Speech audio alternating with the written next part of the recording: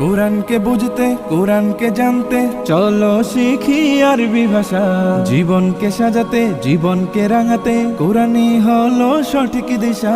কোরআনকে বুঝতে কোরআনকে জানতে চলো শিখি আরবি ভাষা। জীবনকে সাজাতে জীবনকে রাঙাতে কোরআনই হলো সঠিক দিশা। এসো শিখি আরবি ভাষা, এসো শিখি আরবি ভাষা। সহজ সরল ছন্দ সুরে تاء ثاء جيم حاء خاء دال ذال راء زاء سين شين صاد ضاد طاء ظاء عين غين فاء قاف كاف لام ميم نون هاء واو ياء هذه حروف الهجاء ألف باء تاء ثاء جيم حاء خاء دال ذال راء زاء سين شين صاد